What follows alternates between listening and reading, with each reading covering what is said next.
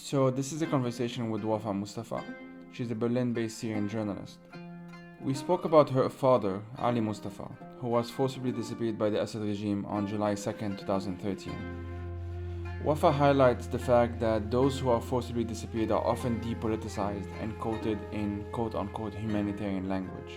We also spoke about her participation in the 2011 uprising and what it means to her today, her journey from Syria to Turkey and then to Berlin, about dealing with and talking about depression, and about her next project. So as usual, you can follow the podcast on Twitter at FireTheseTimes, and if you like what I do, please consider supporting this project with only $1 a month on Patreon or buymeacoffee.com. You can also do so directly on PayPal if you prefer. Patreon is for monthly, PayPal is for one-offs, and Buy Me a Coffee has both options. And if you cannot donate, you can still help by reviewing this podcast on Apple Podcasts or wherever you get your podcasts. Thank you.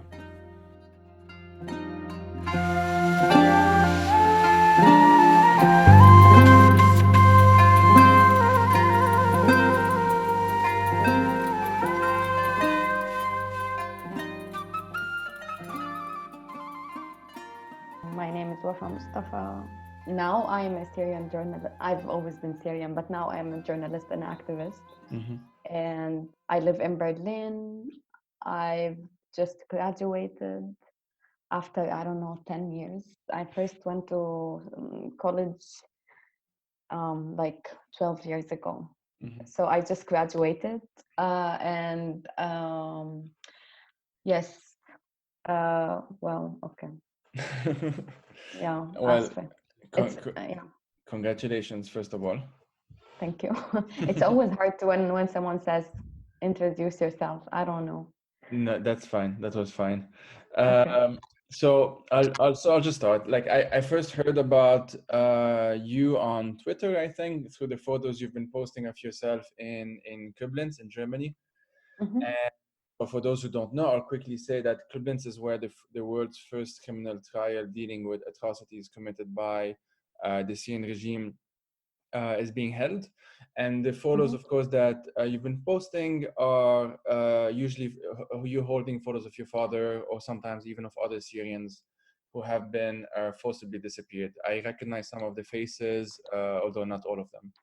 So your father. So let's just start with your father, if that's okay. So your father has been in Assad's prison for 7 years now. I think just recently you commemorated the seventh year, if I'm not mistaken.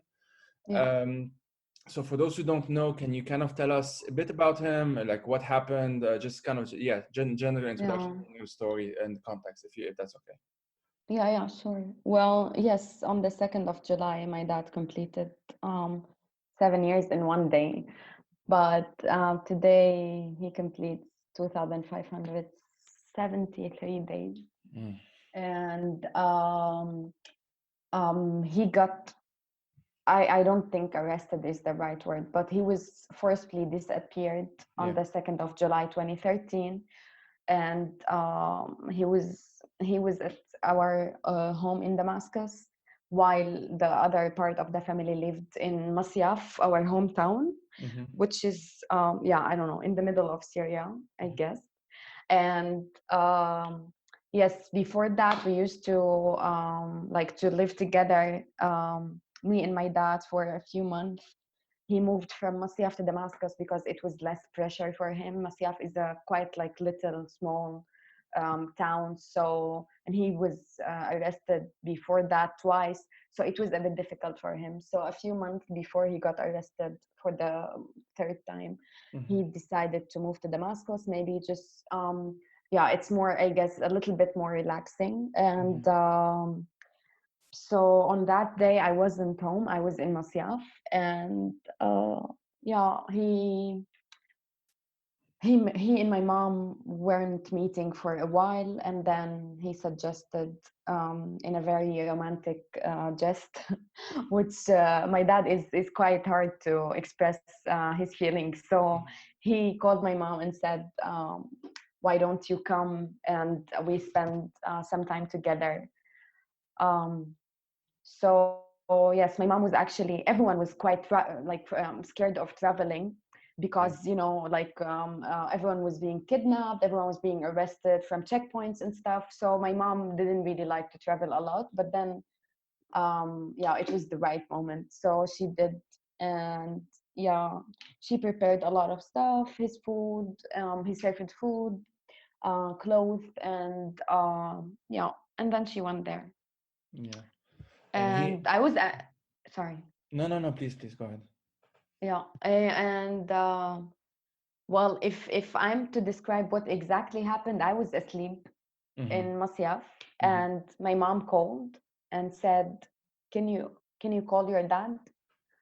And I knew, and I called him, and he didn't respond. And Yeah. then usually, actually, I tell the story from my mom's perspective, but Yeah. I guess this is the first time I tell it from my perspective. But anyway, yes, so I kept calling him, and he never responded. And then, you know, we don't really speak, like, we don't say stuff on the phone in Yeah. Syria, but Yeah. my mom was that desperate, so she said, she just said that I'm calling him and he's not responding. And the neighbor said that a group of armed men um, attacked the house, and she heard just, I don't know, noise and voices and stuff. And then she saw him on the stairs with this group of men, and also with another man who turned out to be my dad's best friend. And he's the same person who actually, a year later, his family was told that he got killed under torture. So yeah, my mom actually waited for like a few hours there, and she was too scared to go upstairs, and she waited for my aunt to come. And yeah, so, and then they went there, and yeah, everything was broken. Everything was like, she couldn't recognize anything. And yeah, that's it. I guess she called him. So from her perspective, she called him like 15 minutes before she arrived, and she said, "Yes, I'll be there in like 15 minutes." And then he told her that I cleaned the house and everything is perfect, and I'm waiting for you. And that was it. Horrible. Is your mom is she with you in Germany now? No, unfortunately, my mom and my youngest sister in Canada now, and I have a younger sister in the US. Ah, yeah, Sana is in the US. Yes. Yeah. One detail that I remember, I think you mentioned it in the Branch 251 podcast, which I will link all of this in the blog post. You Mm-hmm. mentioned that if I'm not mistaken, please correct me if I'm wrong, but like your father had told you to immediately leave the country in case this actually happened. Yeah. And something like what if you just a few days later you and your family were already on your way to Turkey with pretty much nothing on you. And so this is what actually, like, did I get the timeline correct? This was, so basically this was in July 2013. Yes. So my dad, I mean, my dad told me this. I mean, from the very beginning of the revolution, and I guess every like family member told their families that they should do so, because it is the situation in Mm-hmm, Syria. If mm-hmm, if anyone get arrested, then the rest of the family would definitely get arrested to put mm-hmm, pressure on this person, and especially women. We don't have any like boys in the family, so mm-hmm, it is even like more sensitive. And also, obviously, because I got arrested before, so we have like a record, so it was more dangerous for us. And actually, when my dad told me this for the first time, I was like, I almost laughed. You know what, this is still something I cannot believe, that I, like, every time we talked about detention with my mm-hmm, dad, and every time someone got detained, y- y- you would never imagine that this would happen to you or like to your family. right. And every time we talked about it, I was very like, I was very sad for them and stuff, very scared, but it didn't come up to my mind at any point that, even when sometimes I said that, okay, so my dad I might get arrested, but actually I believe that I just said that for the sake of saying that. But I Mm. didn't actually imagine. It's still, I mean, I always say that sometimes I still like look at, I don't know, like when I was in Koblenz and in the middle of all these photos, when I saw my dad's photo, I really couldn't, for a second couldn't, like I was shocked that, okay, but why is my dad for, Mm. so this it's not something that we accept, or I mean, obviously I'm trying to not to accept, but I'm trying to somehow find a way to deal with it. But Yeah, it yeah. is like every morning I wake up and I'm like, just wait a second, where am I mean, what's why do I have a photo? I mean, I've never had a photo of my dad like nearby my bed. So every time I wake up now, I'm like, wait, what? Why do I have a photo of my dad here? So it's yeah, it's I don't know if, I mean, I guess all families, I mean, everyone have their own ways to deal with it, or like to, I don't know, to feel towards stuff. Yeah. But I'm sure that it's never easy, or never, like it's never something that you actually accept and you believe, even after 50 years, 100 years. Hmm. Hmm. And if I'm not mistaken, the photo that you would be holding is actually a photo where you were with him in that photo. Yes, so Yeah. this is actually a very sad thing. I just realized that well, my dad is not a fan of like being in photos, being photographed. So and I was the same somehow, and I just realized this after he disappeared, because I realized that that was the only photo for me and him after I grew up.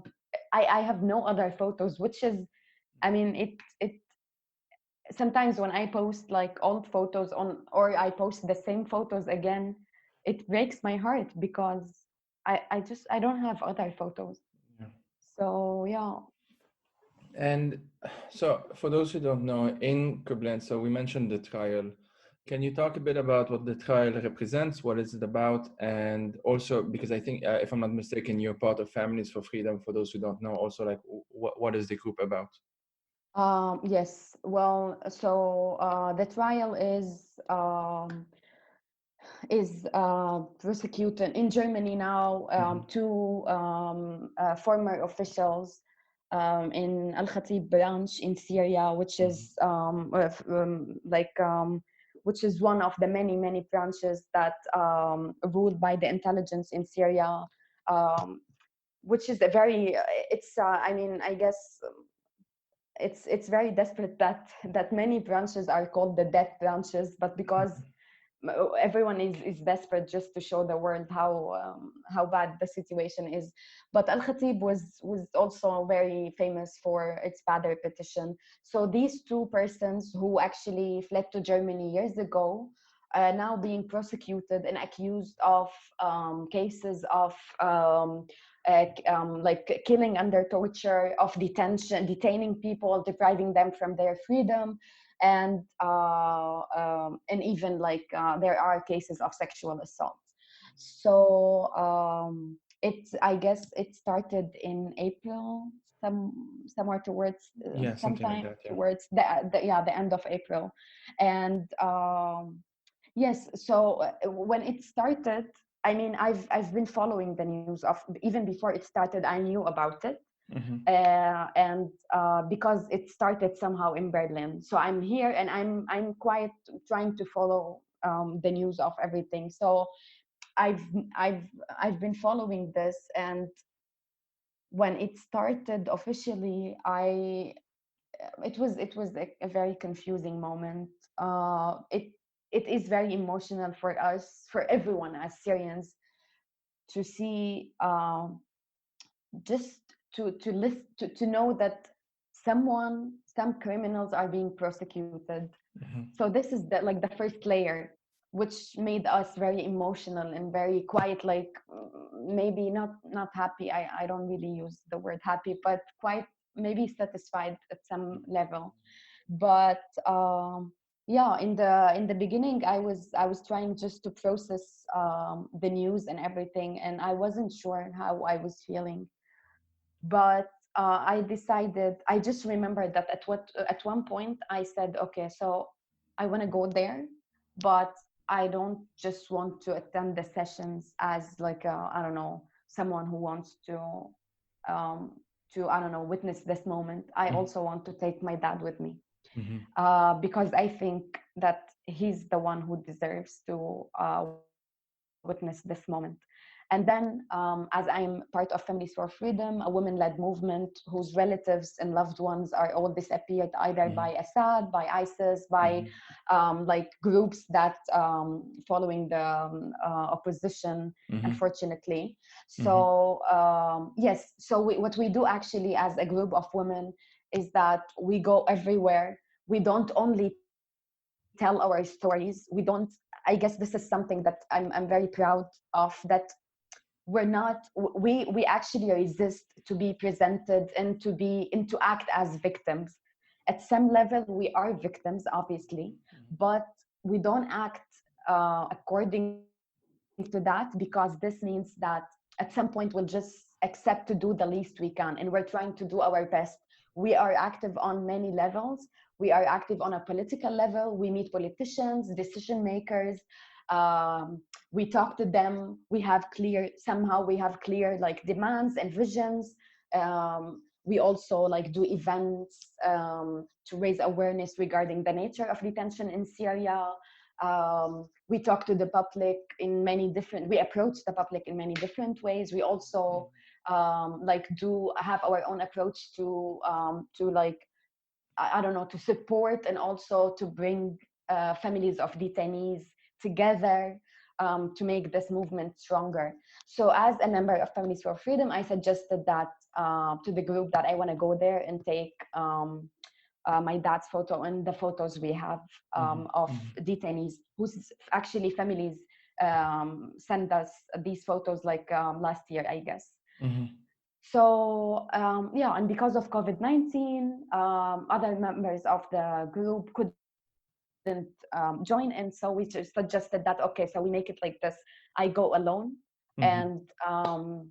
and yes, actually, when we were going there, I didn't have anything in mind. I just, what on the way I was just thinking that okay, so I believe that people who deserve most to witness this moment are these detainees. Mhm. So that was the point. So but obviously when you go there, I mean, first time I spent like, first day there, I spent something like 6 7 hours sitting in front of the courthouse. And yeah, it the whole thing, even if in my mind everything developed there, while like sitting there talking to people, seeing the like the photos of these detainees all together.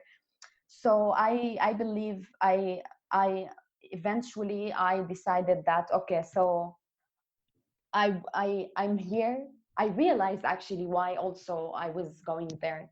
First, to say that yes, this is a very important, very crucial moment in the very long, exhausting, difficult way towards justice in Syria. This is the first step. Uh, and yes, I would like to recognize that, but also I would like to emphasize that this is not justice. I mean, Mhm. somehow it is, you know, because when people are so desperate, they they are also, they see stuff as maybe like, yeah, the trial somehow is presented as like that's it, this is the moment of justice, which is quite dangerous, because this Mhm. means that Mhm. it will make us somehow maybe relax and feel like yes, we've achieved something, which is it is obviously an achievement of all those Syrians who worked, all those witnesses and survivors who Mhm. stepped forward and said yes, we want to talk about it, we want to prosecute these people. But it is just the first step, and this actually, the most important aspect of the trial, that it, I believe that it emphasizes once again that what we all should do is work together to release detainees. Mhm. I've repeated this many times. It doesn't, it's not acceptable that I wait for my dad. I know, actually I wait for the regime to tell me that my dad is dead, and then I go to, I don't know, a German or French or whatever court and prosecute Assad regime. This is not accept this. I don't accept this, and this is not what we want. If they are alive, then we want them free. If they are not, we want justice for them. But first of all, we deserve all to know the fate of our loved ones. So yes, I mean a lot happened there. Now I have like a huge memory um, um, about Copeland's and everything that happened there. And to be honest, the most overwhelming part was the families of detainees. I wasn't, I couldn't, I could never imagine that it will mean that much to the families of people who actually appeared in the photos. I cannot even describe it. I spent days just uh, trying to respond to people sending me photos of me holding their loved ones' photos and saying that thank you for doing this. It it was, I cannot, this is something I cannot even describe. I mean, uh yeah, I mean, even like people who approach me to say that why didn't you take my loved one photo. It was a lot, to be honest, but and it is still a lot. And this is why in the third time I went there, we went more people, and also with more photos. Like we asked, through the page of Families for Freedom, we asked people to send us their loved one photos if they want, and that we want to hold them again in Copeland. In 4 days, we got 60 more photos. So yeah, this is one thing that I wasn't actually, I couldn't imagine that it means that. I mean, how desperate are people to be that happy only because they saw their detained and their disappeared loved ones, just photos in front of a courthouse. Yeah, I guess it says a lot. And how many days did you stay in Koblenz? Well, I went 3 times, but Okay. yeah, on different dates. Mhm. And first time, I guess, I spent 2 days. I mean, every time I go there, we go in front of the court, like at around 7:30 in the morning, and we stay around something like 3, 4. Sometimes we stay till 5. It depends on the session. When the session ends, Mhm. we usually try to leave. First time we went, it was crazy warm. Next time it was raining. There were storms and stuff. So it's yeah. Even in my mind, the scene of Coplands is quite, yeah. It's very, yeah. It's very dense and overwhelming. Like I mean, I'm from Lebanon, so I have worked. I don't know if work is the correct word, but I do know some people who still have loved ones that are officially, quote unquote, forcibly disappeared from the war. Mm. So we're talking about a very, very long time, obviously 70s and the 80s for the most part. A few years ago, that would have been 2014, I think, I was invited by an NGO to basically meet this family in Shatila, whose two sons were forcibly disappeared in the south. If I remember, the details are a bit hazy now in my mind. If I remember the details correctly, and the memory, the memory that I have of that meeting was, I was asked because I was blogging, and so the NGO wanted people to blog about it essentially as a Mm. awareness, raising awareness, etc. And but what I remember from that moment, that day spent, like, must have been like 2 hours in total, is them, the mother especially. The father was, I still remember him being kind of very paralyzed, like he wasn't talking. He was very, like, I think we can describe it as PTSD probably. Mm. The mother, she was the one talking to me, and she kept on giving me the photo, And it broke. I remember just this like breaking my heart because I couldn't do anything. I was just blogging about it, but that was the closest thing to even recognition that she had back then. There is a equivalent group in Lebanon to Families for Freedom, but it's very different because it's no longer seen as a quote unquote ongoing problem. And that is something that's actually a huge problem in Lebanon because, and this is why I wanted to link it in a sense, because in Lebanon, I mean, you probably know this, but for those who don't know, when the war ended in 1990, it ended under very bad conditions in the sense that all of the warlords came together. It was actually under Hafiz al-Assad's control, essentially, that it happened. And they came together and they basically decided to stop the war. That was the Ta'if agreement.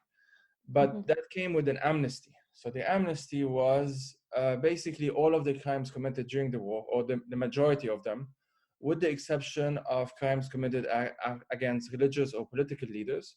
All of the other crimes were exempted from prosecution, which is the vast majority of the crimes, obviously. And so this is how the 90s were in Lebanon. And so what this translated into is that the families, the people who have still loved ones, relatives, friends who are officially quote unquote missing, المفقودين officially, uh, they cannot do, there's no legal recourse for them to do anything because the crime is no longer legally a crime. And so my fear has always been that this is what people will try, or what the powers to be, let's use a vague term, would try to do with Syria. And that's why I'm very grateful that you and Families for Freedom, and of course many else, are not accepting this quote unquote compromise. And I would even say that today, even though it's 2020, I still think that this is a threat. Like this is something that they can, if they do these quote unquote peace negotiations, that this is actually something that they might agree on at some point, and that this is something that we must really, really be very, very careful about and resist and not accept. Like you said, exactly like you said, that just not accept anything other than just justice, to know what happened, and if we do know what happened, to actually have repercussions and to have accountability, because the lack of accountability obviously is the main story of the war in Lebanon, and unfortunately on a much wider scale in Syria as well. I totally agree. I think there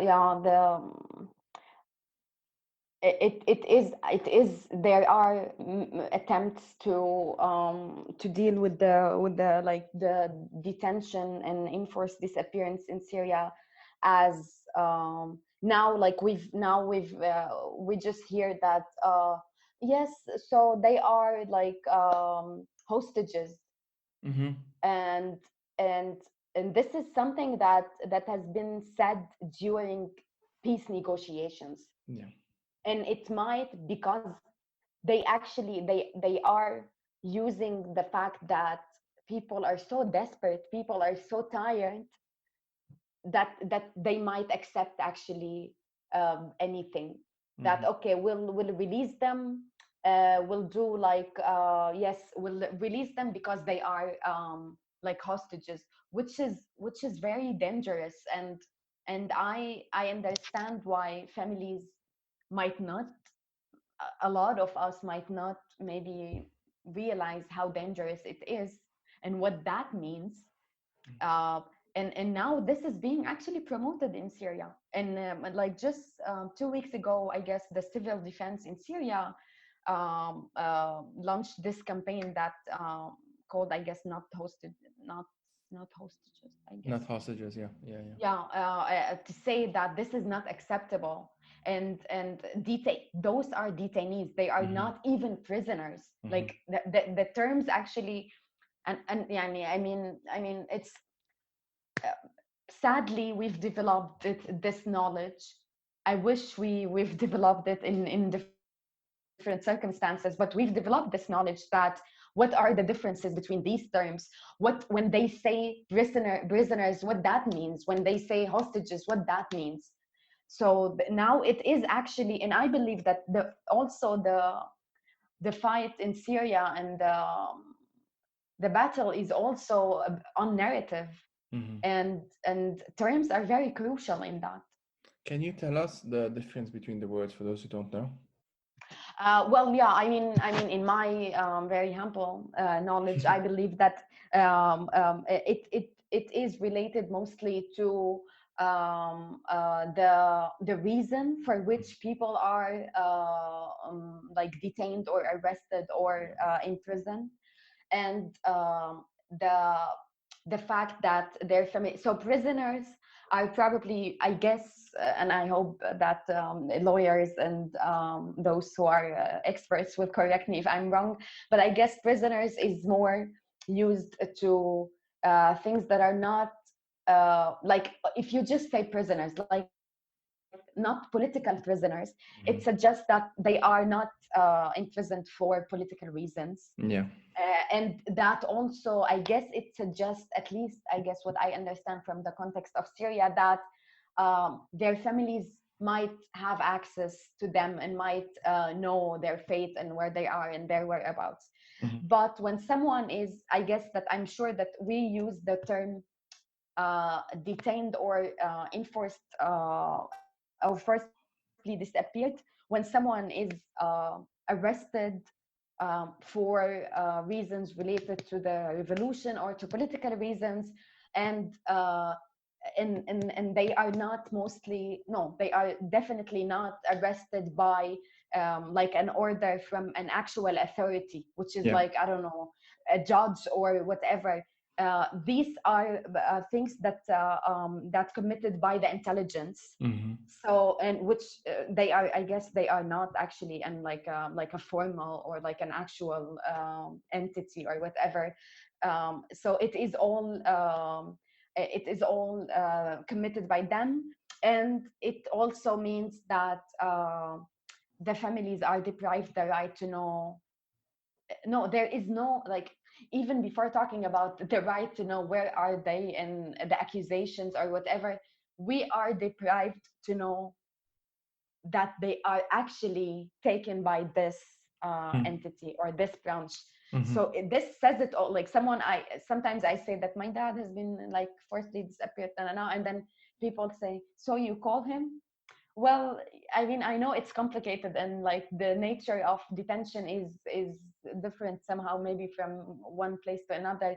But I try to say that I don't even know if he's actually who kidnapped him and Hmm. why, and Hmm. if he's actually still alive or not. And this applies um, for enforced disappearance. Hmm. I guess in detention, it is maybe, I don't know, it is somehow different, but I'm not sure, to be honest. I don't want to say something that I'm not sure of. Yeah. Yeah. Uh, but yeah, hostages also, I guess, suggest that there is a war between two parties, and then some people who had nothing to do with anything were actually taken by one, like by one party, and so Hmm. now we want to solve it, so let's just give people back to their families, which Yeah. is not the case actually. I mean, one thing that I insist on all the time is that my dad was political. He was not, a lot, many people in Syria were arrested for different reasons. Sometimes because their names were, I don't know, close to someone, like to Yeah. some Yeah. other people names and stuff. But I insist that we shouldn't be, especially in the like the context of, I don't know, European discussion, and uh, it is somehow pushed to the point where we just talk about them as victims, and that they haven't done anything, and we don't talk about the reasons, like what happened, or we just say that there are missing people in Syria. No, they are missing, obviously, but they are not missing in this sense. Hmm. My dad was aware of everything he was doing. My dad was political. Hmm.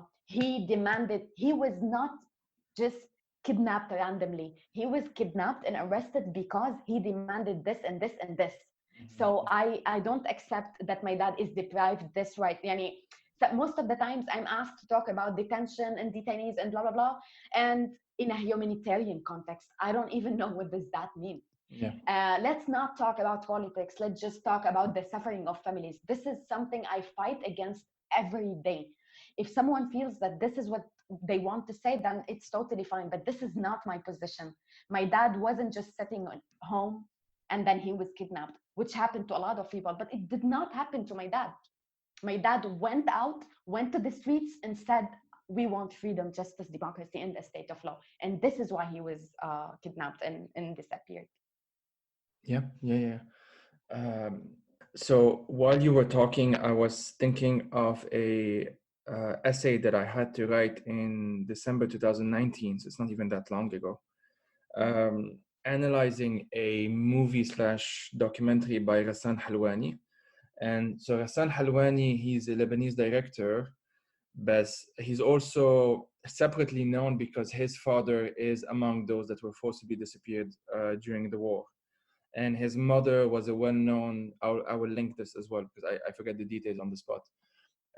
His mother is a well-known activist in Lebanon for that specific cause. And he was saying exactly what you just said right now, that a big part of the problem in the context of Lebanon, and I'm sure the same could be said to other countries. And I know that Families for Freedom has tried to link up with Bosnians and other groups as well. Yes. Um, he was specifically saying that he wanted to make it very clear that this was a crime that happened specifically against his father due to X and Y and Z. His father was involved at the time with a communist group in Lebanon. So it wasn't random. It wasn't just something that happened.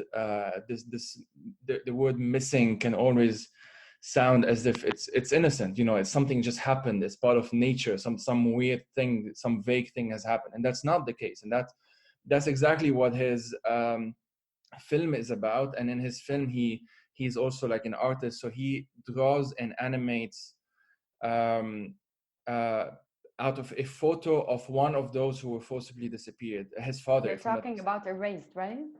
erased, exactly, yeah. I've watched this. Oh my God. One of the most difficult things I've watched.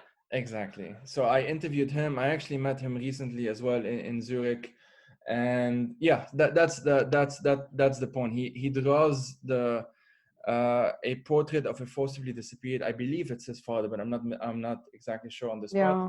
And he animates him to give back agency. That's the point of it. But yeah, so we mentioned that Families for Freedom linked up with Bosnians, and I don't know, maybe others. I'm not entirely sure. Can you talk a bit about this process? If you know about it, if you don't, it's fine. You mean the process of Yeah, just what linking exactly? up with like other Yeah. groups, like Bosnians in this case, or maybe Argentinians. I'm not sure, but there are similar-ish. It's never the same situation, of course, but the depoliticization of such crimes, unfortunately, has been common in other contexts as well. And so I'm wondering if maybe you were not participating in it directly, but because I know that Families for Freedom has linked up with or has at least tried to basically stand in solidarity with Yeah. Bosnian families and etc. Yes. Yeah, I mean, to be honest, I wasn't very present when Mm-hmm. the meeting, when also the ladies from Families for Freedom went, I guess, to Bosnia and met women from there.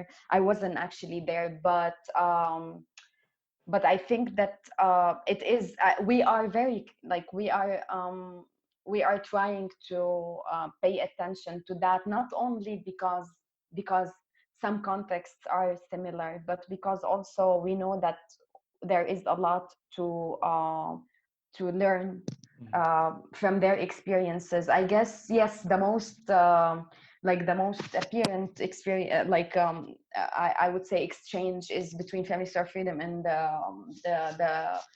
the mothers and the ladies from Bosnia. Mm-hmm. But we're also, I guess, we are working on like approaching and we are being approached by other groups from Latin America, Mm-hmm. even from Lebanon, I guess. Mm-hmm. Yeah, because we are in this. This is actually because we are scattered all over the world.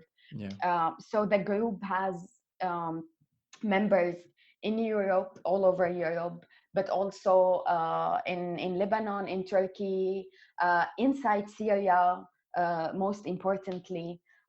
So we are all over the place, and I guess we are aware of the importance of this exchange. And I guess I was on one event with the,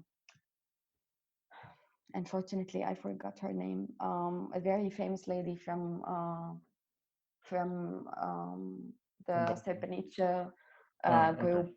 Yeah. And um and and even for me it was it was it was shocking. I mean, I remember that almost everyone in her family was disappeared, like husband, sons, and brothers. And yeah, it is, to be honest, even like, even when you have such a like a difficult, or I don't know, like a ongoing suffering, you still, I'm actually shocked by the fact that I can still be shocked by other Right. people's experiences. And I guess it was very important for me to talk to her and to ask her about this. I guess also, like recently, I was at some event, and there has been talk, like there was talk about the Colombia experience. Yes. And I guess, as you said, it was very important for us to say that the example is great. And I've read a little bit about that. And but it's very crucial for us to say that this could not be applied to Syria if this what is being suggested, Mm-hmm. because we do not trust the Syrian government. Mm-hmm. And sometimes, most of the times, to be honest, this is something that we discuss all the time.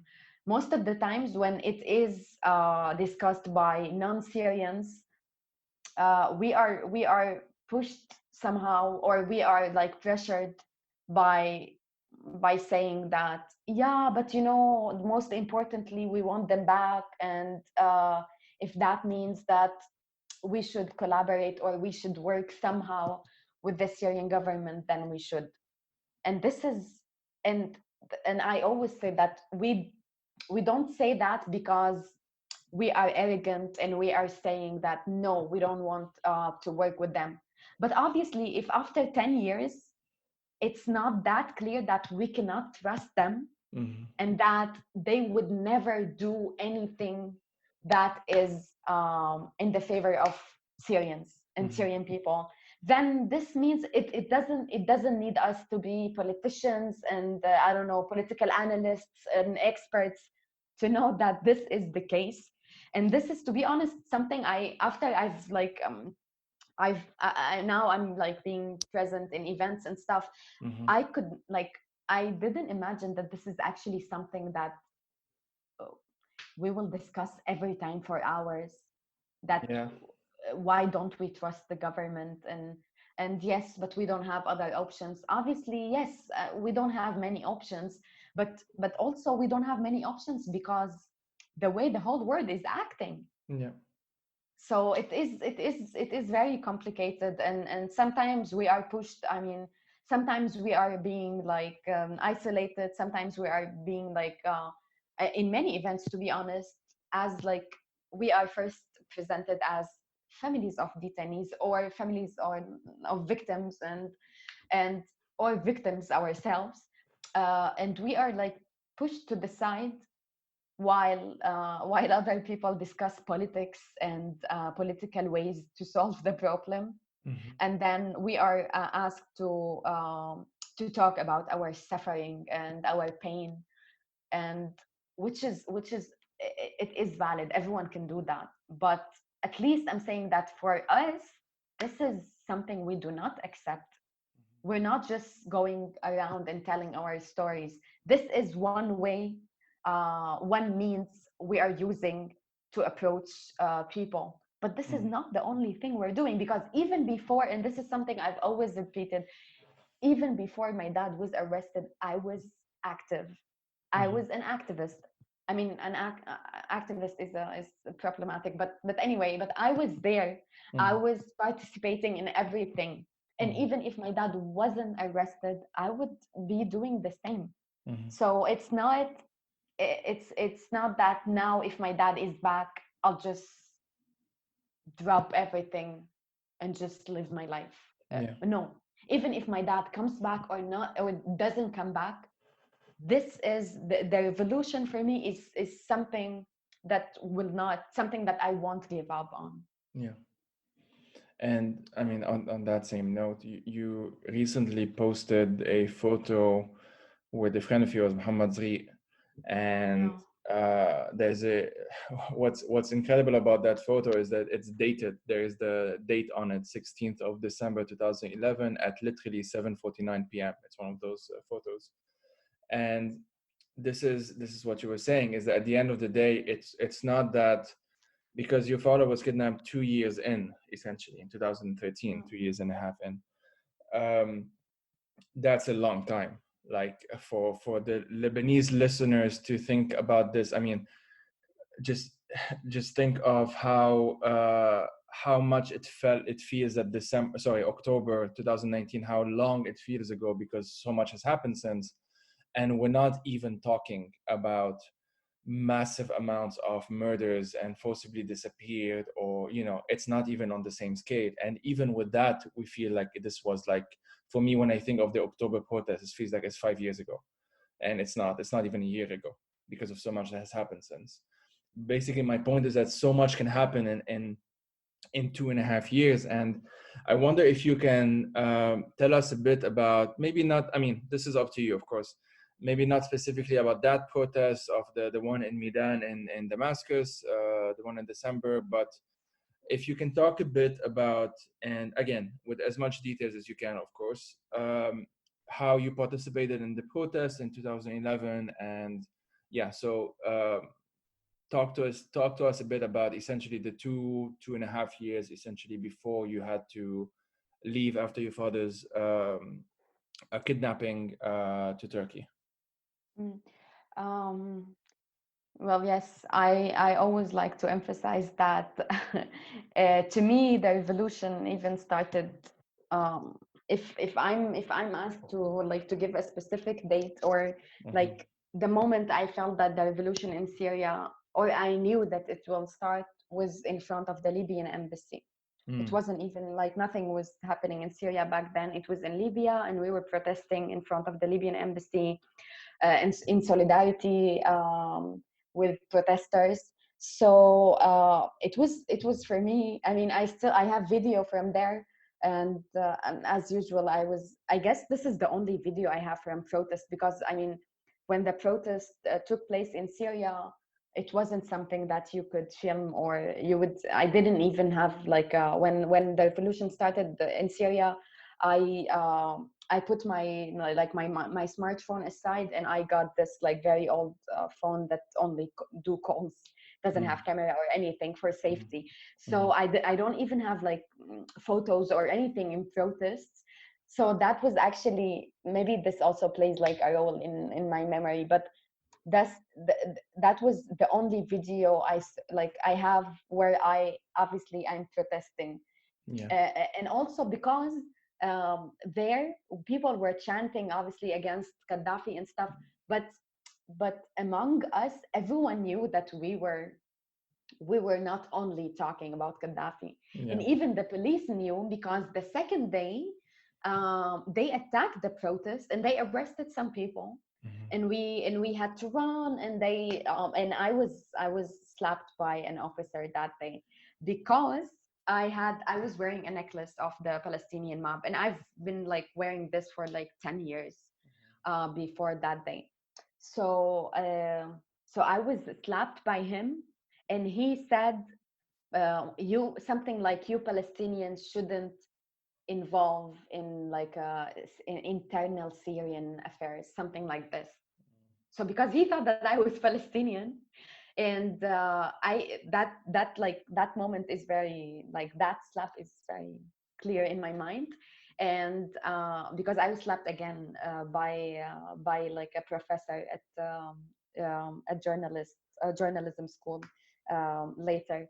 So I have like a series of images of me being slapped by people. But yes, so that moment for me was very crucial. And and as I said also earlier, that the culture of protests is not wasn't new for me, because my dad was political.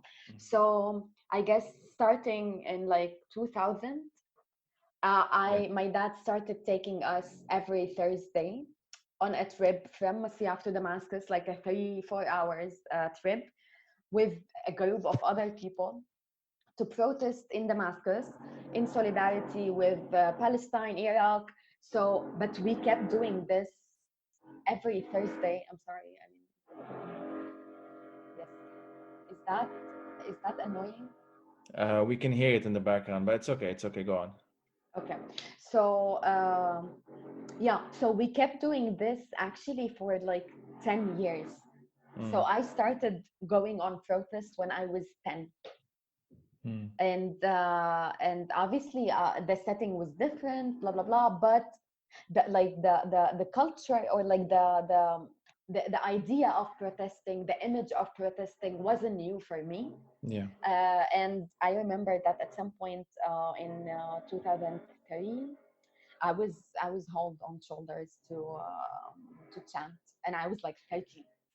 So when the revolution started in Syria, it wasn't a question for me. Like I wasn't even like, I didn't like sit and say, shall I participate? This is why sometimes I say that even like the moment of the first protest and stuff in Syria is not clear in my mind, because I didn't even think about it.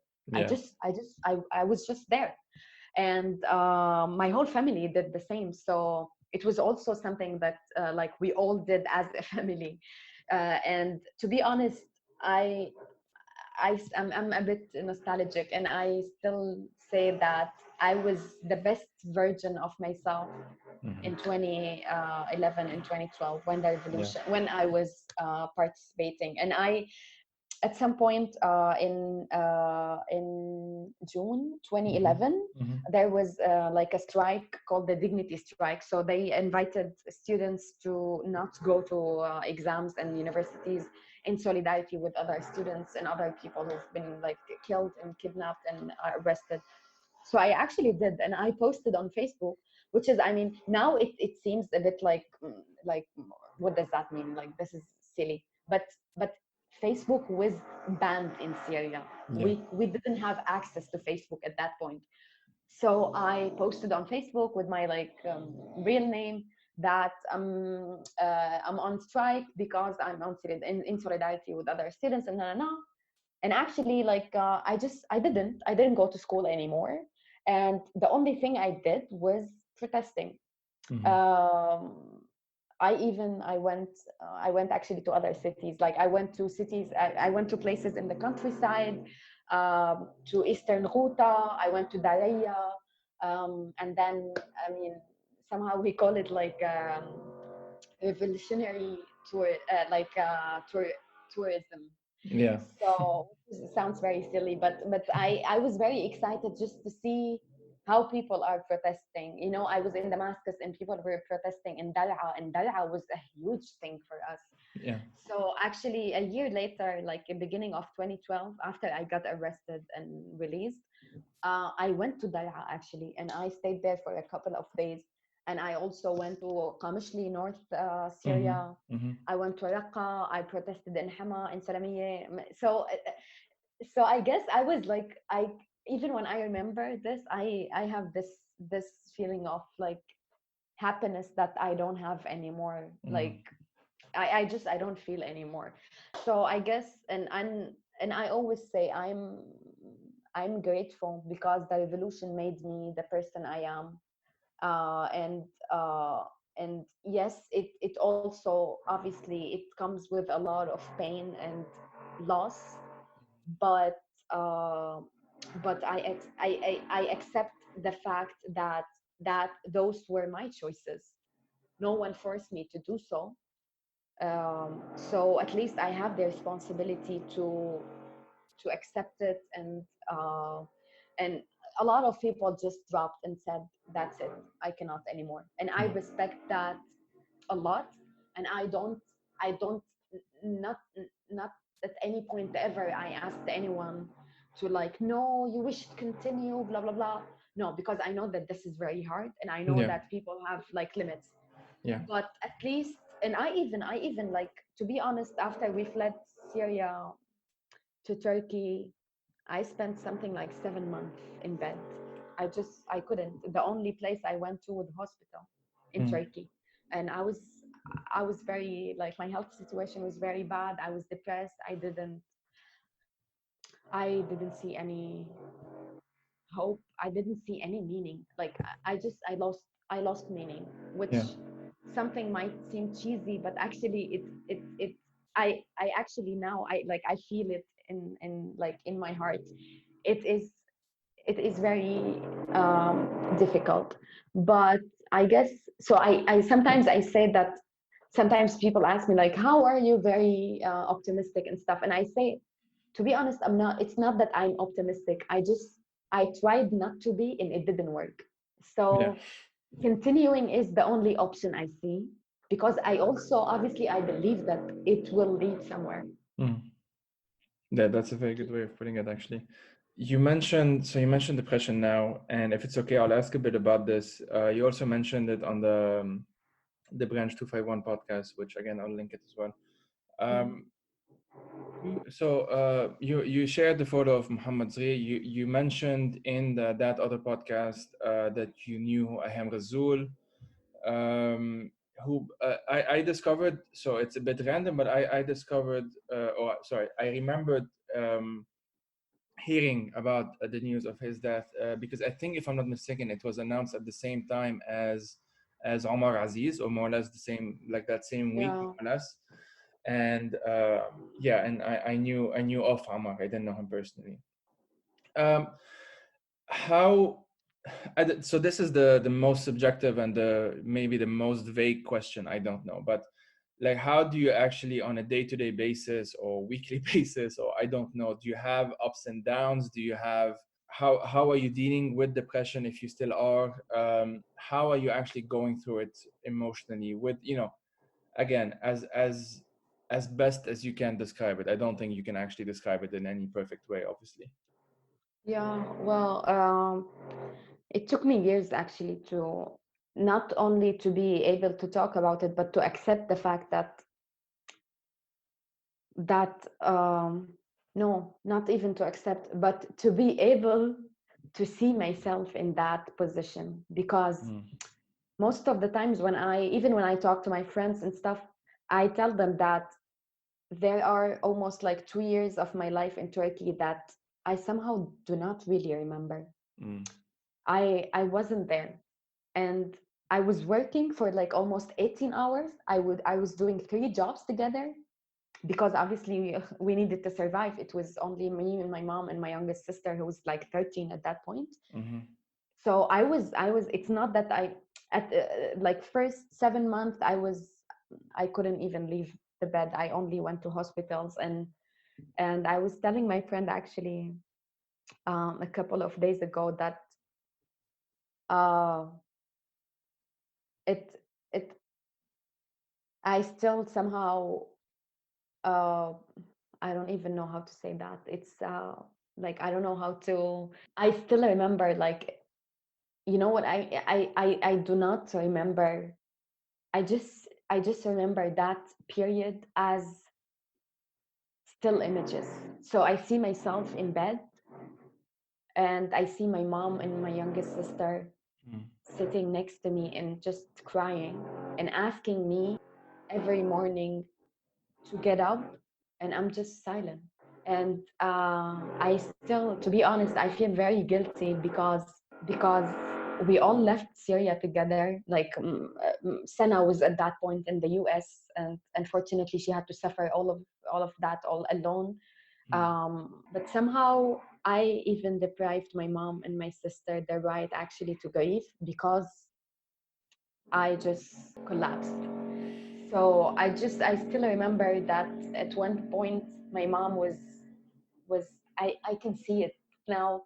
I'm in bed and my mom is sitting next to me and my sister as well, and my mom is saying that please do not give up on hope, at least for me and at least for your dad, because he will be back.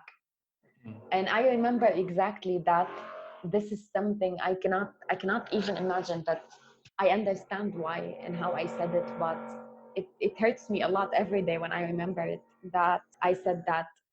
In the back of my mind, there is knowledge I had that is telling me that I should feel guilty now and I should feel sad, and that I should not accept, and that I should get up now for you and for my dad and for my sister.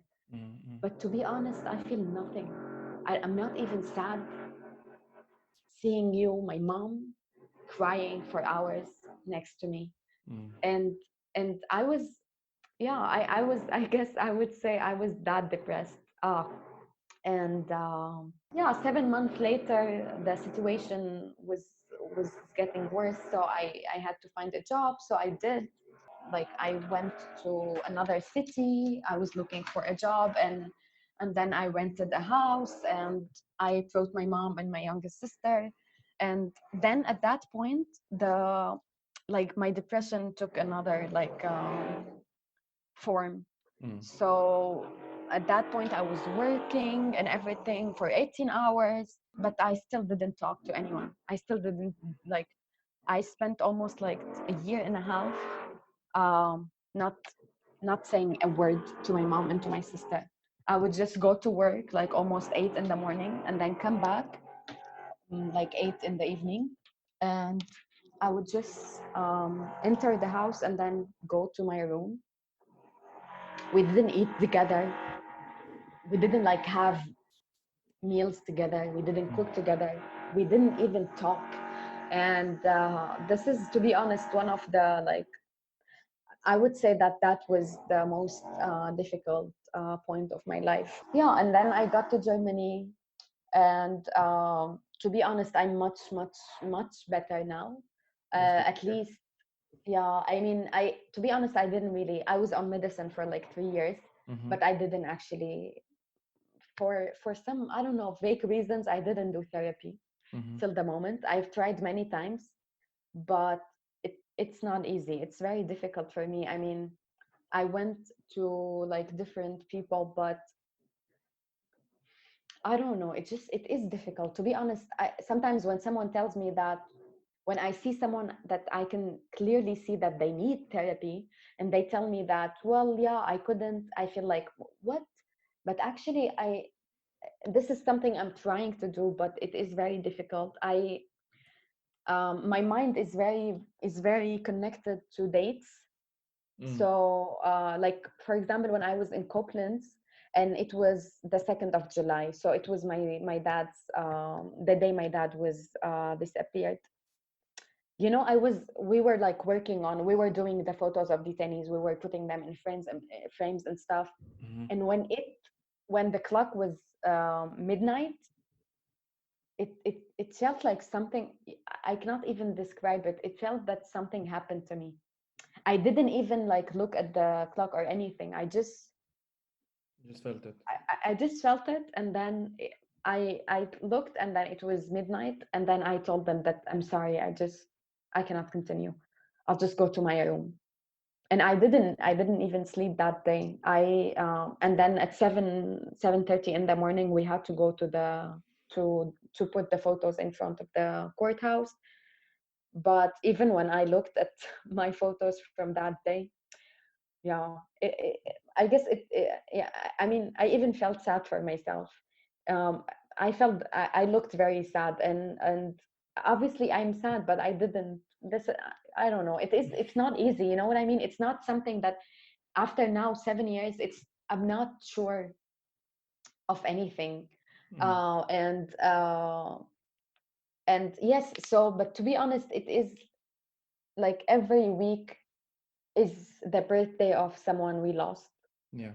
or the day someone was kidnapped, the day someone was killed, um, the day, I don't even, like, you know, like dates that are related to like protests I participated in make me feel a bit like more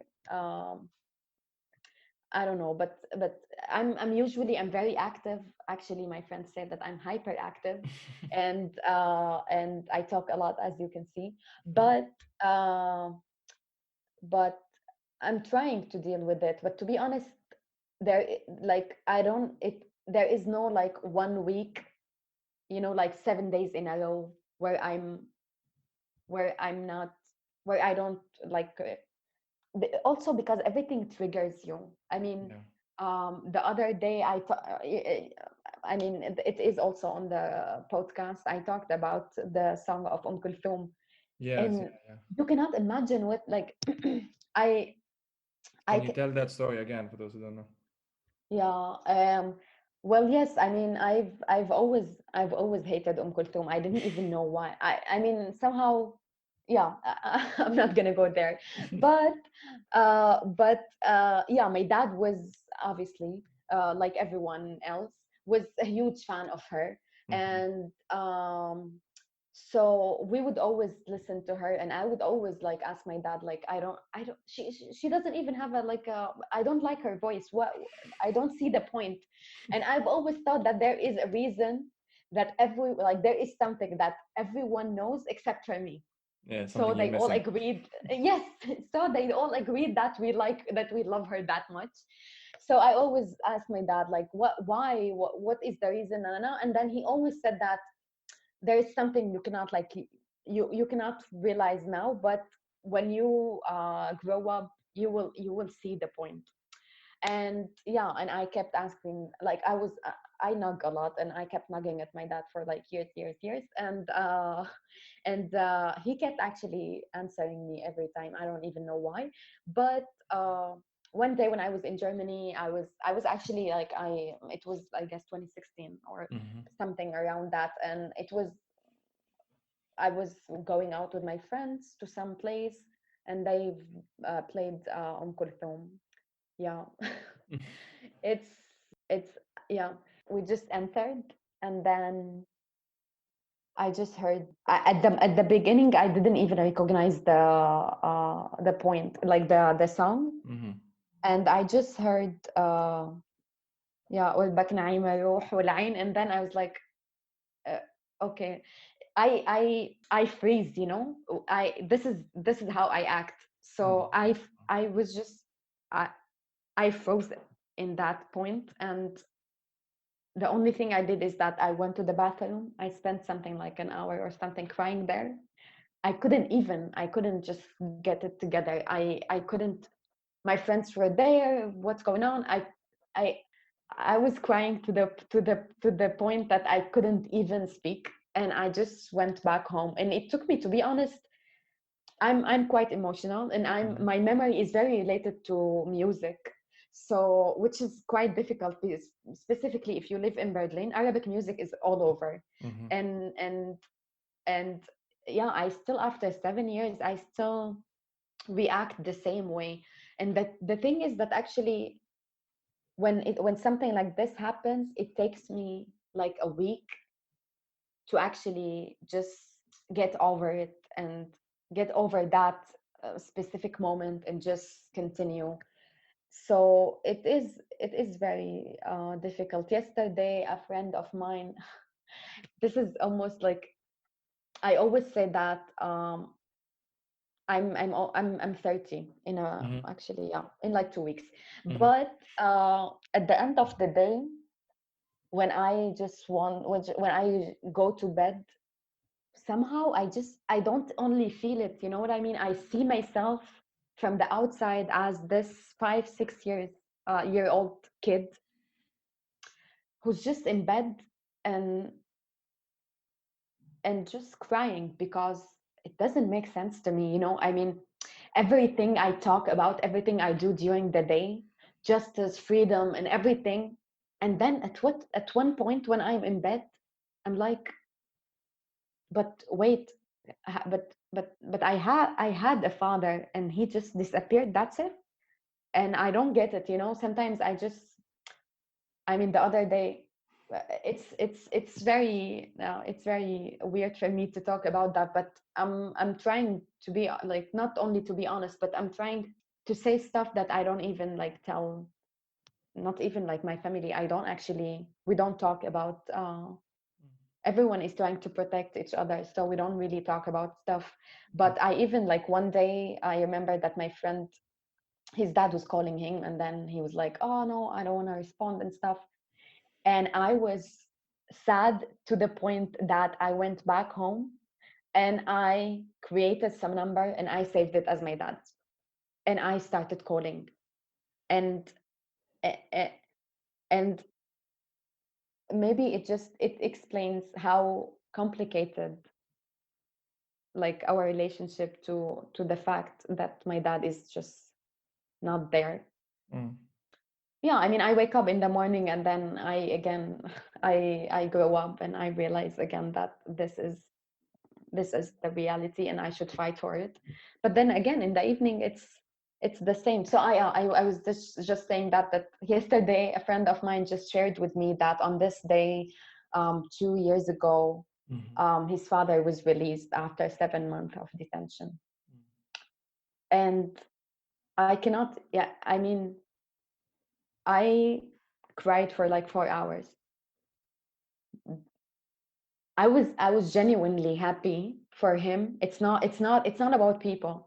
It just, I felt very sad that, but why does have my dad to spend 7 years and I don't even know if he's coming back. You're finding ways to, I don't know, it sounds like you try to find ways to rationalize it or to make sense of it, but like at the end of the day, it's what it is. It's as brutal as it is, and it doesn't provide answers. That's the worst part of it, I guess. I wanted to end on a positive-ish note. You mentioned that you graduated recently. Well, again, congratulations on that. What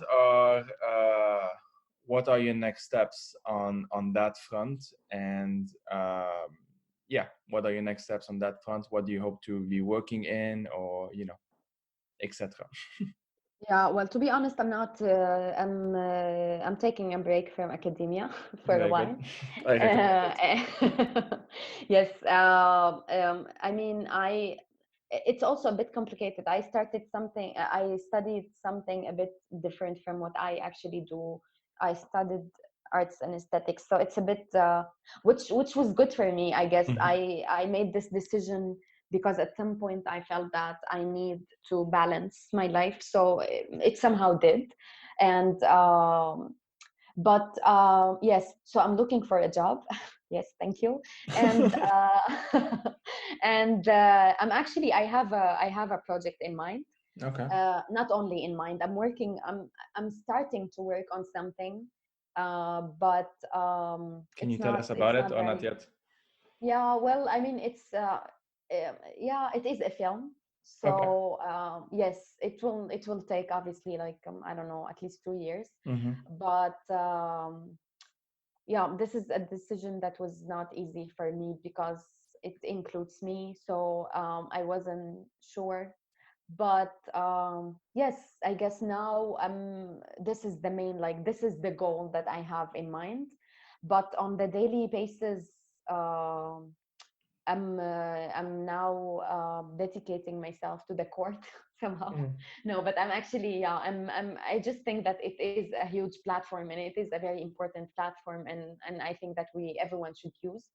So but also we work a lot of like different stuff. I do a lot of like different activities, all related obviously to the revolution. This is the only thing that I enjoy and I want to do. But yes, on the like a bigger scale, I guess this film or documentary is my next step. Amazing. Wafa, thank you a lot for your time. You've been very generous for your time, and I don't even know what to say. I just have a question. Did you please, call me Wafa? Did I? I don't know. What did I? Well, I hope not, because because my name is Wafa. Wafa. And I've been telling the story all over. my dad gave me a name of a Palestinian news agency, and this explains why I talk a lot. This is might explain why I wanted to become a journalist. But yes, so Okay. yeah, Wafa is fine. Wafa, that's good for me. Thank you a lot for your time, and good luck on everything. Please take care of yourself as well. I mean, yeah, don't be too harsh on yourself. I think what you're doing is already, pretty much impossible. And thank you for what you're doing as well. And I really hope that you get good news at some point. And yeah, thanks for talking to me anyway. I hope so, and thank you so much. Actually, I mean, the conversation is for me is somehow, I don't know, like surprisingly very smooth, and yes, thank you so much for the opportunity. My pleasure, honestly.